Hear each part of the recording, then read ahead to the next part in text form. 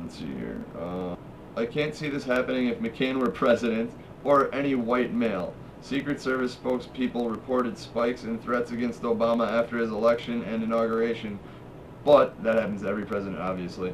And back to the article here, but they've also said the president generally receives about the same number of threats as did Presidents Bill Clinton and George W. Bush. They've declined to comment on whether there's been a spike in threats related to health care reform.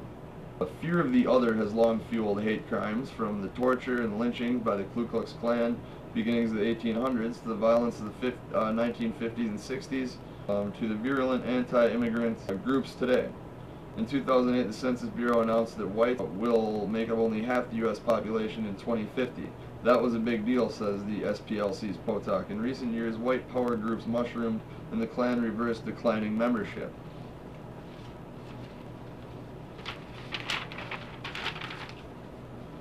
The internet has made it easy to express hatred, but may act as a kind of safety valve. The internet can also abet twisted minds with vitriol and practical tips like how to make a bomb. Middle-aged guys sitting around their basements fantasizing are one thing. Addled war veterans with weapons training are another. Timothy McVeigh was a Gulf War veteran, going back to McVeigh for the billionth time. He's a Gulf War veteran who read white supremacist literature and the sort of books that predict a takeover by one-world government agents flying black helicopters. Okay. So that associates people who believe in the takeover by a one-world government, which is currently going on in the realm and scope of reality right now, as I'm saying this. Associating anybody like that, who's trying to warn people about these things, with white supremacists and with people who will involve themselves in dangerous attacks on American people, like Timothy McVeigh, the OKC bomber, when really he wasn't the only person involved in the first place. Not nearly.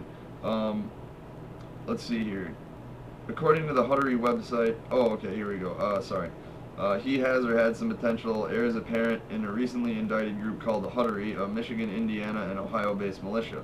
According to the Huttery website, the group ranked its followers with weird sci-fi titles like Radok and Archon. The Huttery militiamen speculate the Antichrist is Javier Solana, a former NATO Secretary General and senior official of the European Union. The evidence? There is a virtual media blackout on this man, writes John Reynolds, author of a screed on Solana and the Antichrist on the Huttery website. I see Jacques Chirac and Silvio Berlusconi, Tony Blair, and Prince Charles on the TV all of the time. Yet not a word regarding Solana. Why not? Really, that's the logic? Oh my lord. But that's another thing, is because of these provocateur Huttery militia people being absolutely, absurd with their, wacky beliefs about the Antichrist, that makes, people associate militias with, loonies that, whatever, have odd beliefs about the Antichrist, essentially.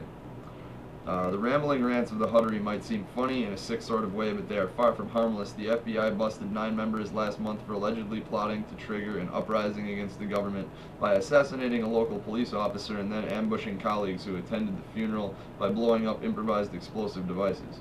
They may have had some professional instruction. One of the men in the group, Michael Meeks, is a Persian Gulf War veteran who served 4 years in the Marines and was a decorated rifle expert, according to the Marine Corps records. Another member, Christopher Sickles, is an Army vet discharged under other than honorable conditions, according to prosecutors.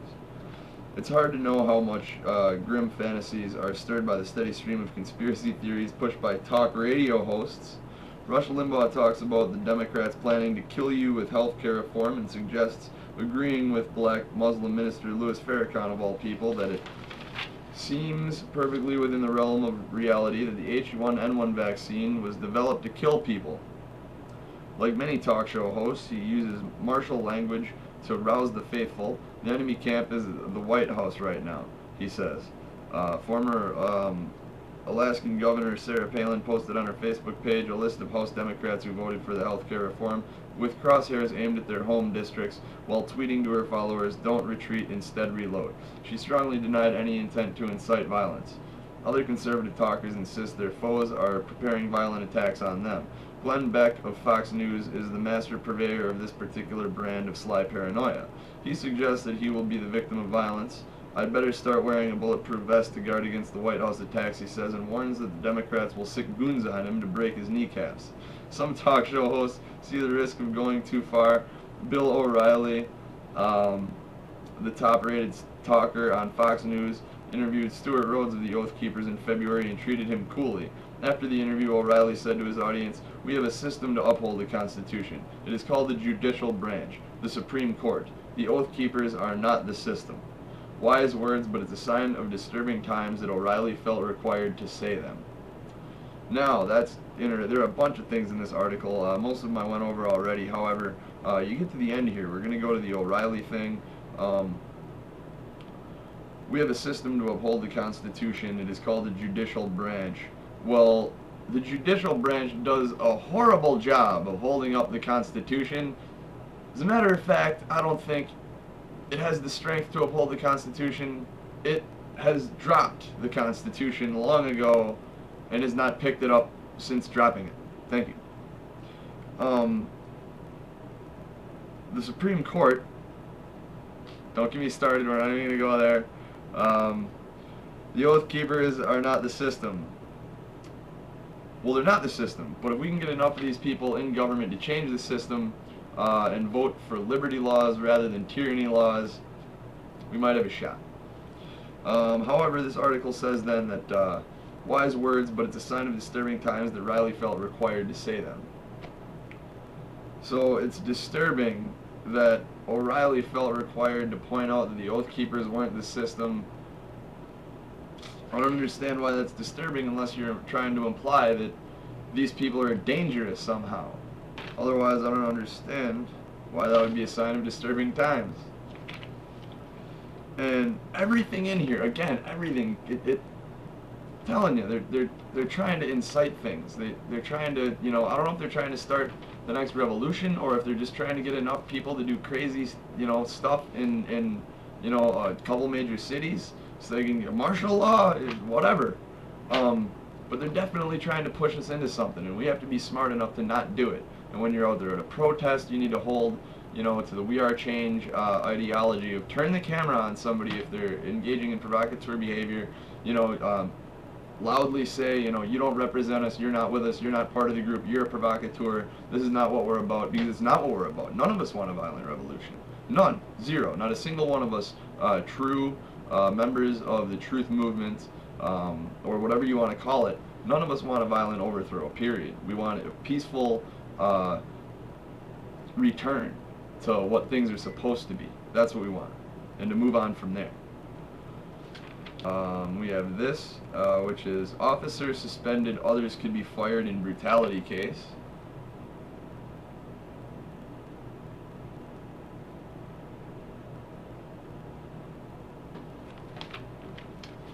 And this is out of, what was this, News Channel 8? CFC News.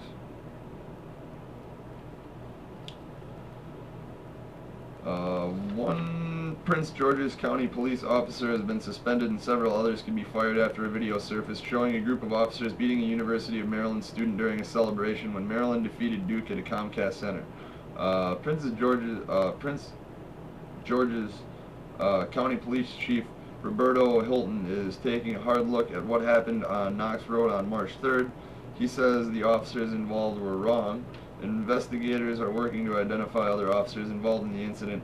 Video obtained by ABC7 appears to support the University of Maryland students' claim that he was attacked unprovoked by Prince George's County Police during the civil disturbance that followed the Terps' victory over Duke last month. ABC7 reports. In the video, John McKenna first appears skipping down the sidewalk next to Knox Road. He is singing a cheer celebrating Maryland's basketball win over Duke on the night of March 3rd, 2010. McKenna stops when he comes face-to-face with Prince George's Maryland National Capital Park police mounted officer. Note that McKenna actually backs away from the mounted officer. The tape shows the two police officers on foot and in riot gear slam McKenna into the wall. McKenna was knocked unconscious, his attorney, Chris Griffiths, said. McKenna falls to the ground and is struck more than a dozen times by Prince George's County's police officers. Griffith said that there is only one way to characterize what happened. This is police brutality, pure and simple.